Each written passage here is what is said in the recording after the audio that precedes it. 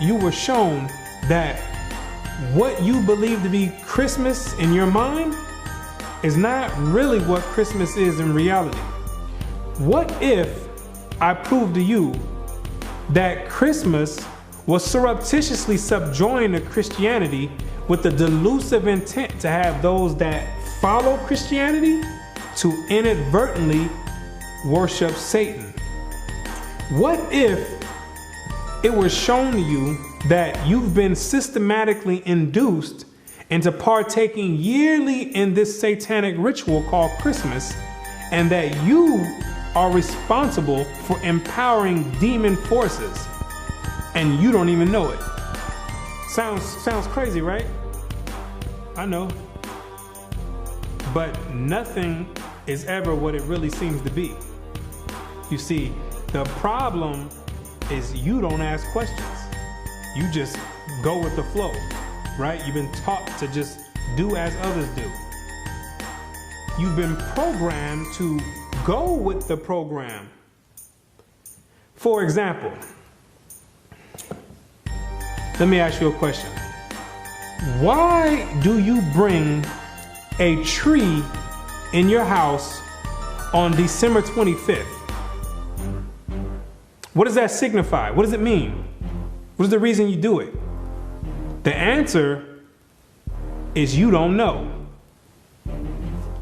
Let me ask you another one.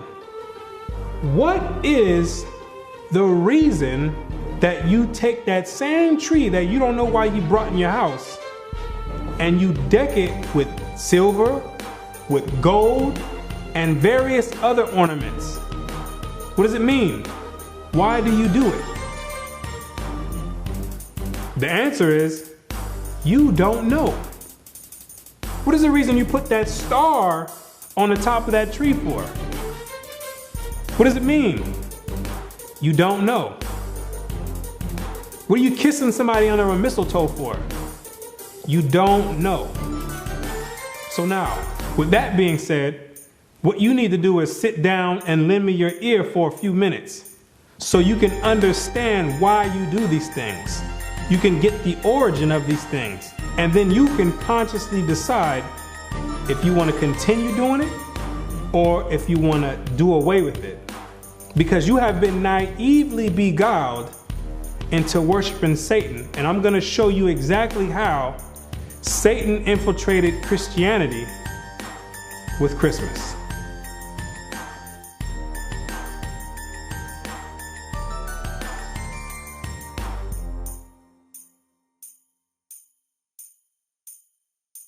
The festivals of Rome are innumerable, but 5 of the most important may be singled out for elucidation, viz. Christmas Day, Lady Day, Easter, the Nativity of St. John, and the Feast of Assumption. Each and all of these can be proved to be Babylonian.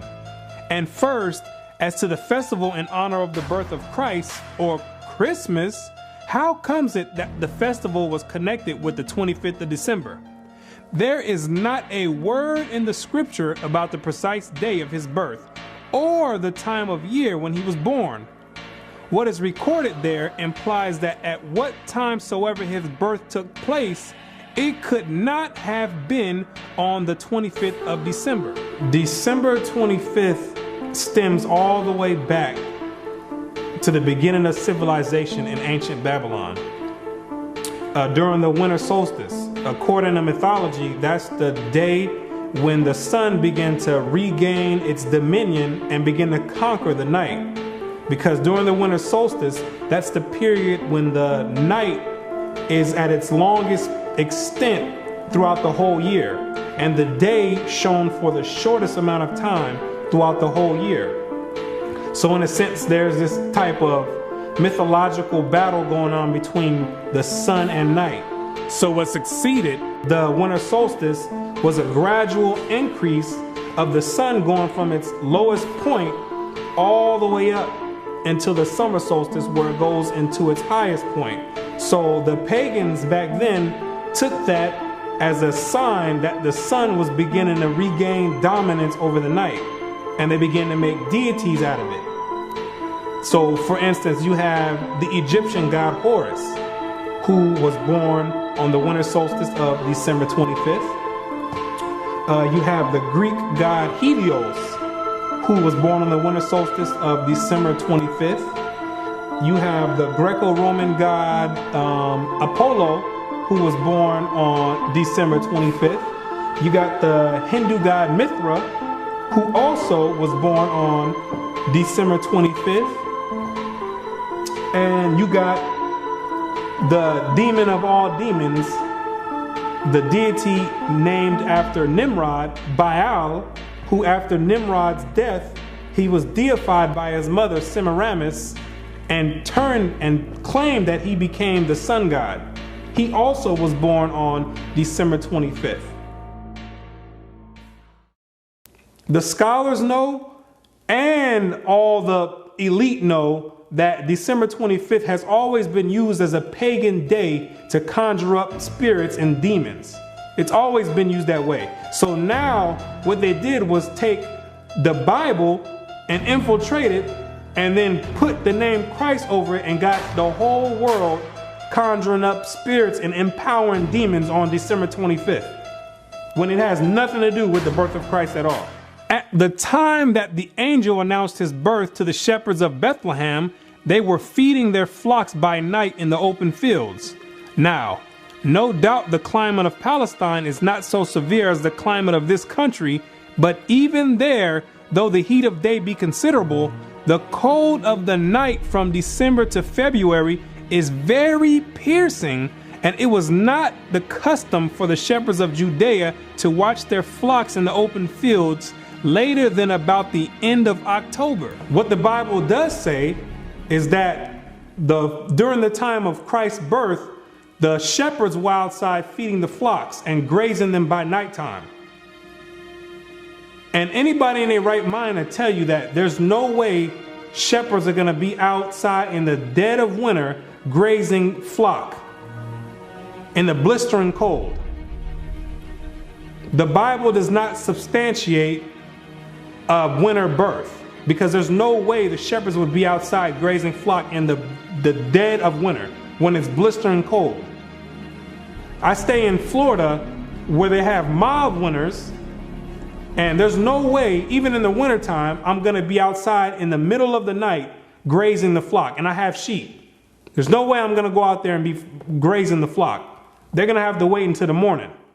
At the birth of Christ, every woman and child was to go to be taxed at the city whereto they belonged, whether some had long journeys, but the middle of winter was not fitting for such a business, especially for women with child and children to travel in. Therefore, Christ could not have been born in the depth of winter. And during the time of Christ's birth, Mary and Joseph had to go back to their city to be taxed. The Romans had set up publicans all throughout the land of Israel to have the Israelites come and pay tribute to them. And there's no way in the world that the Romans would have set up a taxation time during the dead of winter, because back then they didn't have cars and stuff where you can jump in with a heater. People had to walk and had to go out however means necessary, but they didn't have heaters with them. So in the dead of winter, when it's blistering cold, that would not be a beneficial and an appropriate time to have people come all the way back to get taxed in their own cities. Zondervan Bible Compact Dictionary. Christmas, the anniversary of the birth of Christ, and its observance celebrated by most Protestants and by Roman Catholics on December 25th, by Eastern Orthodox churches on January 6th, and by the Armenian Church on January 19th. The first mention of its observance on December 25th is in the time of Constantine, about AD 325. The date of Christ's birth is not known. The scholars themselves know that Christ was not born on December 25th. They know that for a fact. That's factual to them. But what happens is the government sets up preachers to go out and tell you some fabricated lie and have you teaching and participating in satanic rituals while they sitting back twirling their thumbs because they know that they know the truth already.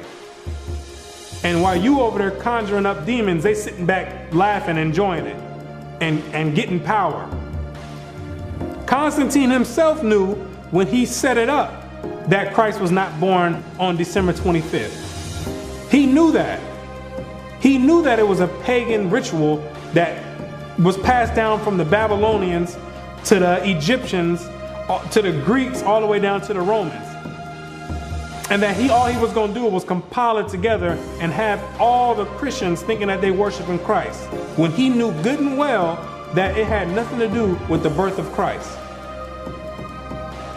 The governmental system today knows that it has nothing to do with Christ, but they're not going to say anything.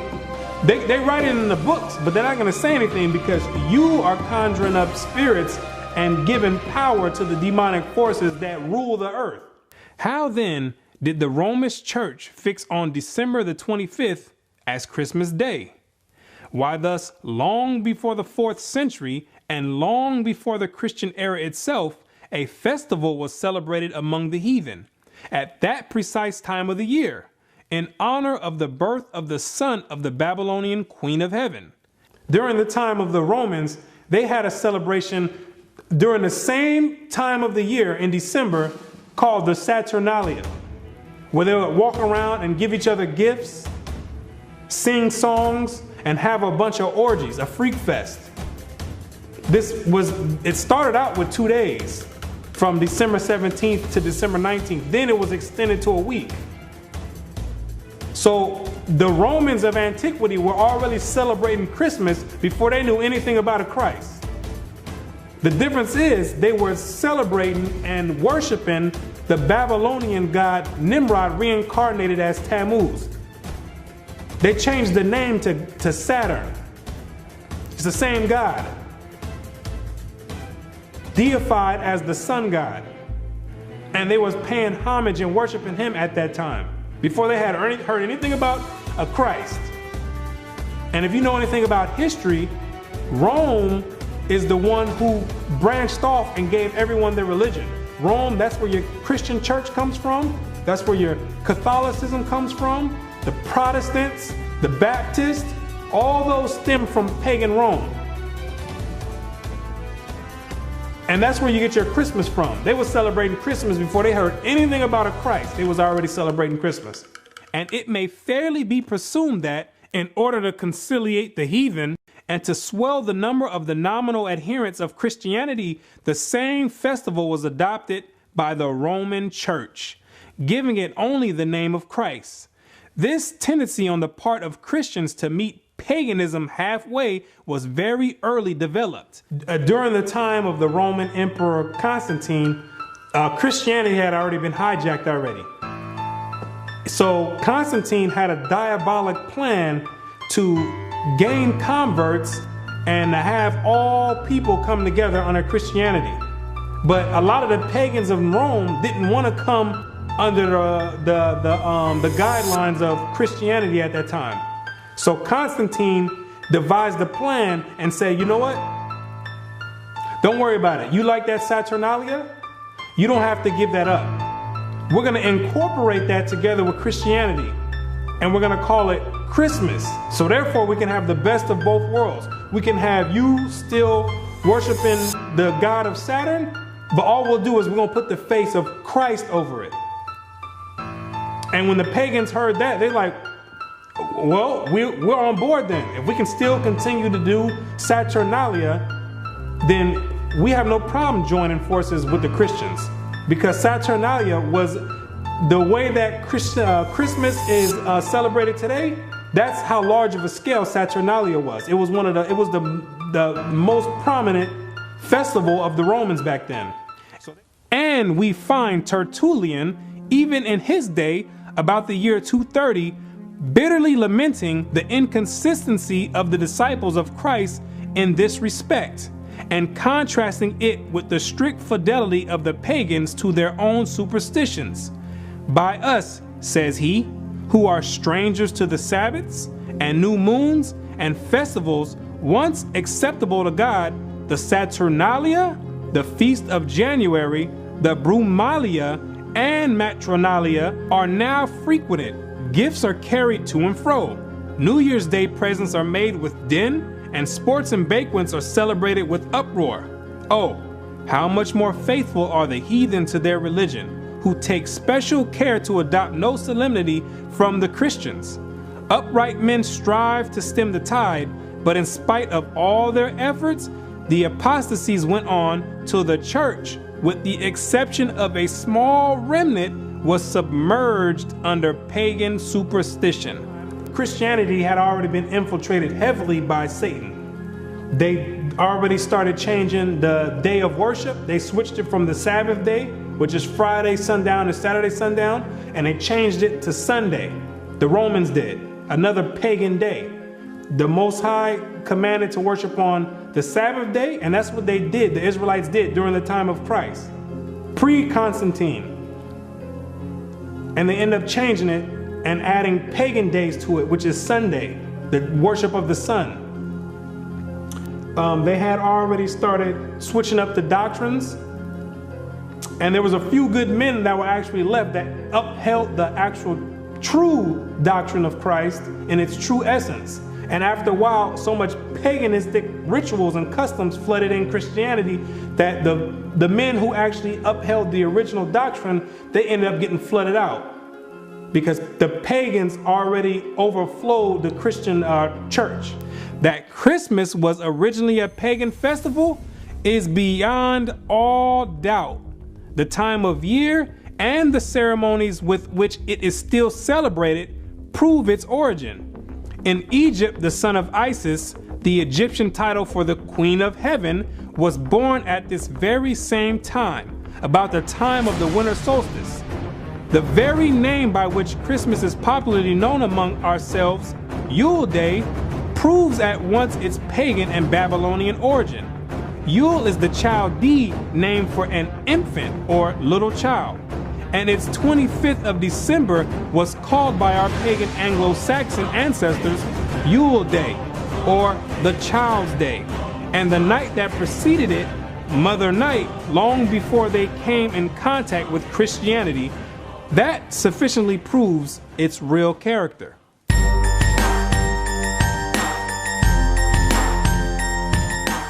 The candles in some parts of England lighted on Christmas Eve and used so long as the festive season lasts were equally lighted by the pagans on the eve of the festival of the Babylonian god, to do honor to him, for it was one of the distinguishing particularities of his worship to have lighted wax candles on his altar.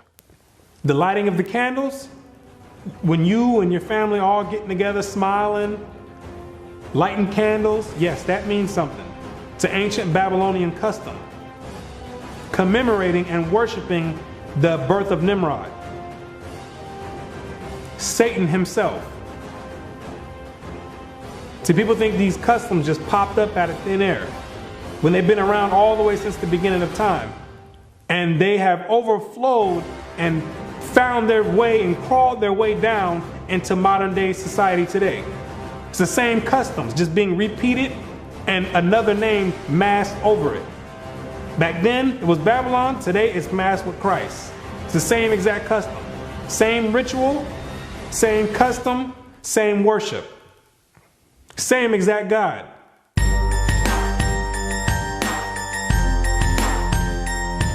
The Christmas tree, another paganistic custom and ritual that stems all the way back to ancient Babylon. It's the same exact God that worked his way all the way through and made his way all the way up to Christianity. It's the same exact deity. Most Christians don't even know that the Christmas tree is in the Bible.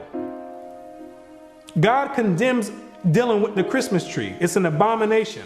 He tells you not to deal with it. Any Christian that has read the Bible, the reason you don't know it's in the Bible because you've never read the Bible. Most Christians never read the Bible. Because if they did, they would know they're not supposed to be dealing with a Christmas tree or any other type of tree, putting ornaments and putting presents underneath it. You would know that it was an ancient custom and a heathenistic custom and a paganistic custom and a satanic worship and Luciferian doctrine. Jeremiah 10 and verse 1. Hear ye the word which the Lord speaketh unto you, O house of Israel.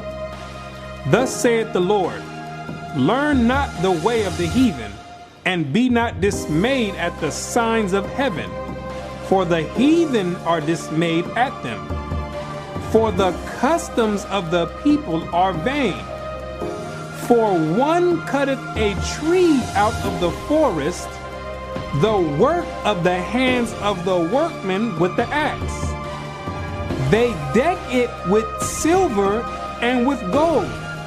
They fasten it with nails and with hammers, that it move not. The Christmas tree, now so common among us, was equally common in pagan Rome and pagan Egypt. In Egypt, that tree was the palm tree.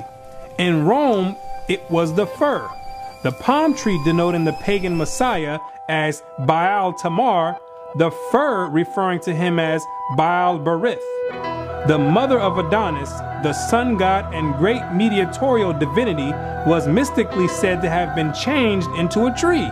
So early Rome denoted the palm tree as Baal Tamar and the fir tree as Baal Berith, which, when you understand anything about religious origin, you'll know that these are all the same gods. They stem from the same gods back in ancient Babylon, the worship of Nimrod, reincarnated after he died when he was deified by his mother Semiramis.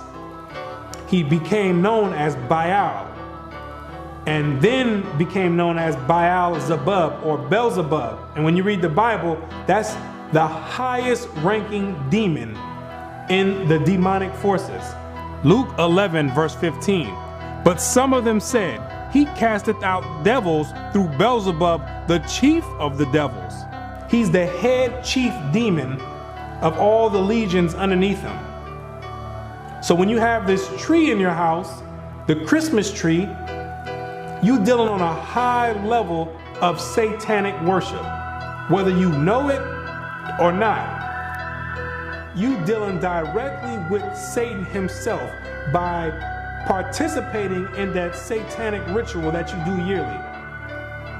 You conjuring up spirits right there. You conjuring directly. That tree is the direct porthole to Satan himself, the Beelzebub. The Christmas tree, as has been stated, was generally at Rome a different tree, even the fir. But the very same idea as was implied in the palm tree was implied in the Christmas fir. For that covertly symbolized the newborn God as Baal Berith, Lord of the covenant, and thus shadowed forth the perpetuity and everlasting nature of his power. Not that after having fallen before his enemies, he had risen triumphant over them all. Therefore, the 25th of December, the day that was observed at Rome as the day when the victorious God reappeared on earth, and held at the Natalis Invictus Solis, the birthday of the unconquered sun. Now the Yule log is the dead stock of Nimrod, deified as the sun god, but cut down by his enemies. The Christmas tree is Nimrod redivivus, the slain god come to life again. So the Yule log is representation of Nimrod being chopped down, his death. Then you put the Yule logs into the fire. Most people don't do that part of the ritual because most you don't have a fireplace to put it in. If you got money in your own place and an actual fireplace, those are the ones that might partake into that ritual. Then after that Yule log gets burnt, then on Christmas Day represents the reincarnation of Nimrod, which is the tree, the Christmas tree with the presents underneath it, because the legend has it that after Nimrod was reincarnated, he'd come in the nighttime and leave presents underneath the tree. So it's a whole ritual that's being done, and you don't have any idea why you're doing it. You're completing a whole satanic ritual, and you have no idea why you're doing it. You're getting socially programmed to partake in this demonic custom, and you have no idea why you're doing it. So the hypnosis starts right after you finish at the end of November. And you get bombarded with all type of Christmas carols and Christmas movies and lights, different colors. And it's very obvious that Christmas has nothing to do with the birth of Christ. Because every store you go to Walmart, Walgreens, all you're gonna hear is Rudolph the Red-Nosed Reindeer. What does that have to do with the birth of Christ? You're gonna hear Santa Claus is coming to town. What does that have to do with the birth of Christ? And then on top of that, they mix in a small portion of religious belief just to mask it over and to cause confusion and make some people believe like, okay, you know what? Maybe it does have something to do with Christ. When at all that is a delusion and a disguise to what they have you doing already. They building you up to finish, to complete this ritual at the end of the month. So they start all the way from November with the hypnosis, and you like a walking zombie. They implant it in your mind and working on the and sending vibrations and signals into your brain waves, and getting you prepared to participate in this ritual. And everybody gets all hyped up and ramped up to do it, when you don't have any idea you're about to participate in a satanic ritual on a very high level.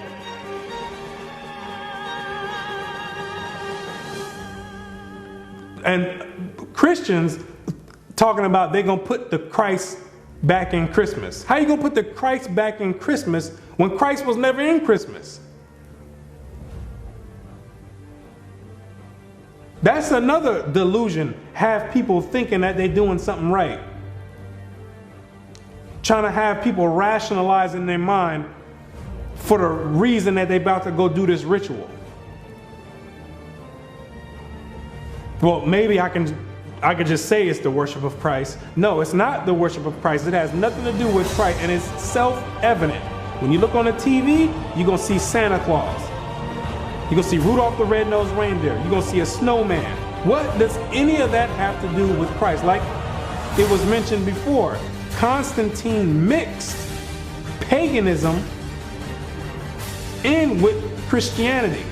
And eventually paganism overtook the whole doctrine of Christianity.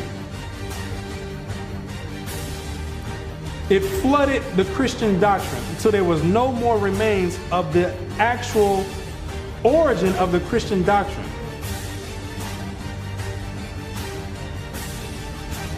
That's essentially what happened. And now you left doing satanic worship. That's how clever Satan is. He done slithered his way all the way into Christianity, and nobody would ever take the time to look and say, you know what, let me find you. Everybody looking for Satan somewhere else. Maybe Satan over here. When Satan got his home base and headquarters right in Christianity.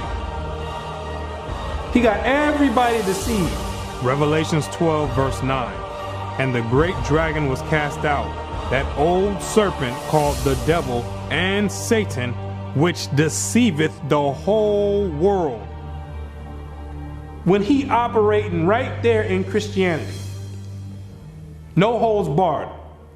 He got you celebrating. He got you celebrating Christmas, Thanksgiving, Easter, Valentine's Day, all Babylonian customs, satanic worship, rituals on a high demonic level.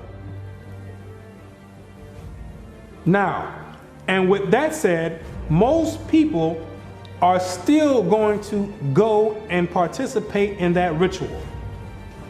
With everything being said, and they're going to try to rationalize it in their mind and make an excuse and try to say, oh, well, I'm doing it because of the family.